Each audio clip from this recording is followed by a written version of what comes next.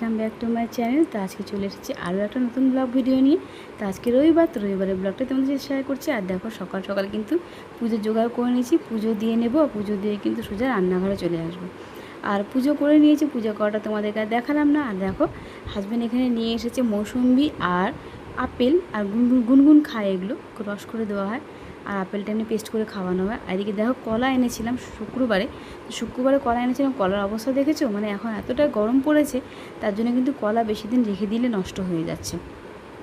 তো যাই হোক, রবিবারে কিন্তু বাজারও চলে এসেছে বাড়িতে। আর রবিবারে বাজার মানে তো বুঝতেই পারছো, সপ্তাহের বাজার চলে আসে। তো বারবার করে তো বাজারে যাওয়া সম্ভব নয় গরমের মধ্যে, আর কাজেও বেরিয়ে যাওয়া আমার হাজব্যান্ড, তার জন্য কিন্তু রবিবারে সারা সপ্তাহ বাজারটা তুলে আনা হয়। তো এখানে দেখো সবগুলো বাজার কিন্তু তোমাদেরকে ভালো করে দেখাতে পারছি না, কারণ যেহেতু ব্যাগের ভিতরে আছে।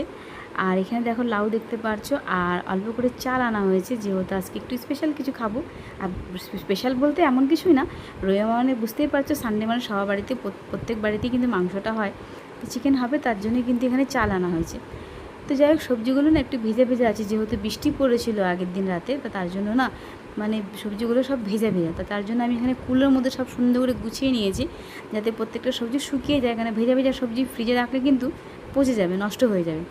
আর লঙ্কা তো জানোই পচে যায় আগেই, তো তার জন্য লঙ্কাটাকে আলাদা করে রেখেছি, আর আলুটাকেও কিন্তু আলাদা করে রেখেছি। পেঁয়াজটাও ভেজা ভেজা, তো সবগুলো শুকোলেই ঠিক মতো রাখবো। আর কিছু সবজি কিন্তু শুকনো ছিল, তো আগেই গুছিয়ে রেখেছি।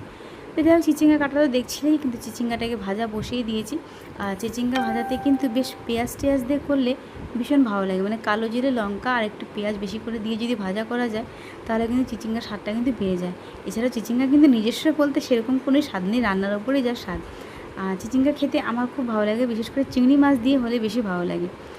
তো যাই হোক, একটা সবজি করবো এখানটায়, মানে ভাজা চচ্চড়ি রান্না করবো। তো এটা কিন্তু বেশিরভাগ আমাদের বাড়িতে মাছ দিয়ে করা হয়, আজকে মাছ ছাড়া করবো। তো এখানে কিন্তু কালো জিরে লঙ্কা আর পেঁয়াজ দিয়ে দিয়েছি।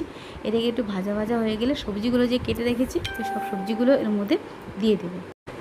তো এরকম ধরনের ভাজা চচ্চড়ি খেতে কিন্তু খুব ভালো লাগে। আর দেখো ওপর দিকে যে গাজরটা ছড়িয়ে দিয়েছি না, লাস্টে একটু গাজর দিয়েছিলাম, তার জন্য একটু কালারফুল হয়ে গেছে সবজিটা। আর এদিকে দেখো চিচিঙ্গাটা কিন্তু একদম ভাজা কমপ্লিট, আর দেখছো কতটুকু হয়ে গেছে।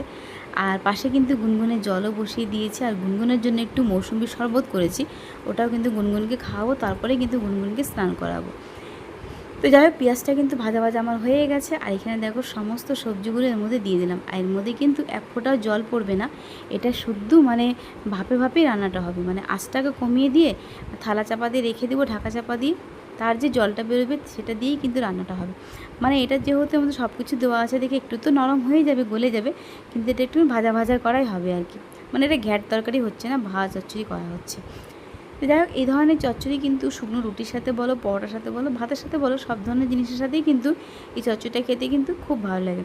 আর এই বাড়িতে বেশিরভাগ এই চচ্চড়িটা মোলা মাছ বলো, মানে যে কোনো ছোটো মাছ আর কি, ছোটো মাছ দিয়ে কিন্তু এই বাড়িতে বেশি করা হয় চচ্চড়িটা। আর খেতে কিন্তু দারুণ লাগে ডালের সাথে, মুসুরির ডালের সাথে কিন্তু এই ধরনের চচ্চড়ি দিয়ে ভীষণ ভালো লাগে খেতে।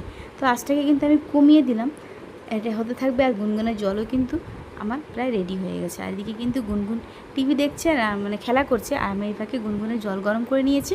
আর এদিকে সবজিগুলোকে কিন্তু গুনগুনের কেটে নিয়েছি, যেহেতু গুনগুনকে আজকে মাছের ঝোল করে দেবো। তো দেখো চচ্চড়ি কিন্তু অনেকটাই হয়ে আসছে, আর একটু হলেই কিন্তু চচ্চড়িটাকে নামিয়ে নেব। আর শীতের সময় যদি এই চচ্চড়িটা করা যায় না, সবথেকে বেশি ভালো লাগে। এর মধ্যে যদি একটু ধনেপাতা দিয়ে দেওয়া যায়, তাহলে কিন্তু দারুণ লাগবে গন্ধটা। তো যাই হোক, মাছগুলো কিন্তু ভেজে করে উঠে নিচ্ছি। আর আজকে যেহেতু একটু স্পেশাল বলতে গেলে, মানে এখানে চিকেন হবে, আর আজকে একটু মাছ কষা করা হবে।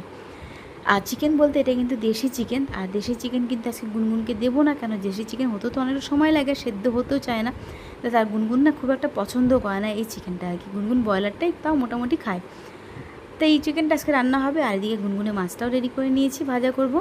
আর এদিকে দেখো ভাতের জলটাও কিন্তু বসিয়ে দিলাম, মানে যেহেতু লম্বা চালে ভাত করছি, তার জন্য না একটু দেরিতেই ভাতটা বসালাম, কেন গুনগুনকে স্নান করার পরে খাওয়াতে হবে, তার জন্য ভাতটা একটু সবগুলো রেডি করার পরেই কিন্তু ভাতটাকে বসিয়েছি আর কি। আর এই ভাতটা কিন্তু একদম লম্বা যেহেতু, তার জন্য বেশি ফোটাবো না, কেন অল্প করেই মানে একটু দেখে দেখে নামাতে হবে, বেশি সেদ্ধ হয়ে গেলে কিন্তু খেতে একদমই ভালো লাগবে না ভাতটা। আর আগের থেকে যেহেতু চালটা একটু ভিজিয়ে রেখেছিলাম, তার জন্য কিন্তু খুব একটা বেশি দেরি হবে না। আর এদিকে দেখো মাছ তো ভাজা হচ্ছে, আর আমার কিন্তু অনেক কটা মাছ ভাজা হয়ে গেছে।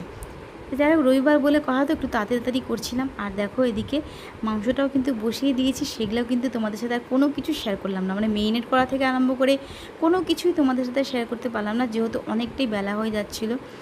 আর মানে রবিবার মানে বুঝতে পারছো রবিবারে কিন্তু অনেকটাই দেরি হয়ে যায়, তো তার জন্য না আর কিচ্ছু দেখাতে পারিনি, শুধু মাংসটাকে বসিয়ে দিয়েছি। কারণ মাংসটা হতে কিন্তু প্রায় অনেকটা সময় লাগবে, যেহেতু দেশি মুরগি, আর দেশি মুরগি হতে কিন্তু অনেক সময় লাগে। খাসির মাংস আর দেশি মুরগি হওয়া একই বরাবর। আর এদিকে দেখো এই যে মাছটা যে রান্না হবে, কষা মাছটা, তার জন্য কিন্তু এখানে পেঁয়াজ ভাজা করা হচ্ছে। আর এদিকে দেখো গুনগুনের জন্য যে বললাম একটু রস করেছি, তো এটা কিন্তু খাইয়ে দেবো। আর খাইয়ে দিয়ে একটু পরে কিন্তু ওকে স্নান করাবো। আর বলেছিলাম গুনগুন কিন্তু টিভি দেখছে, আর ওকে দেখো এই যে মেকআপ সেটটা যা মা আর বোন কিনে দিয়েছিল, তো ওটা নিয়েই কিন্তু ও খেলা করে।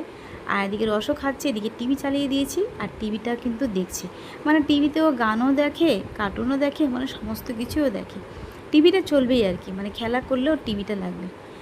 তো যাই হোক বাচ্চা মানুষ কী করবে, চুপচাপ বসে বসে। আর আজকের ওয়েদারটাই কিন্তু খুব একটা বেশি খারাপ নেই, মানে গরম ঠান্ডা, গরমটাই বেশিরভাগ, মানে যেহেতু গরমকাল বুঝতে পারছি, গরম তো স্বাভাবিক। আর এই ওয়েদারটা বলতে কি একটু হালকা, মানে রোদও আছে, মেঘলাও আছে। তো ভাবলাম তোমাদের সাথে একটু শেয়ার করে দিই। আর আজকে দেখো অন্যদিন তো তোমাদেরকে নেটের ভেতর থেকে দেখাই, তো আজকে একটা নেটটা খুলে তোমাদেরকে ওই পাশটা একটু দেখিয়ে দিলাম। দেখতে পাচ্ছ আমার বাড়ির পেছনে কতটাই জঙ্গল রয়েছে, জঙ্গলটা আছে বলে তাও একটু বেঁচেছি, মানে ঠান্ডা হাওয়াটা তো একটু আসে। তো যাই হোক মাছ কষাটা কিন্তু এখানে বসিয়ে দেওয়া হয়েছে, আর একদম কষা কষা করা হবে, এটাতে কোনো ঝোল রাখা হবে না। আর এর মধ্যে যে বুঝতে পারছো যা মশলা দেওয়া হয় আর কি মাছে, তো সেই মশলাগুলি দেওয়া হয়েছে, রসুন টসুন দিয়ে করা হয়েছে।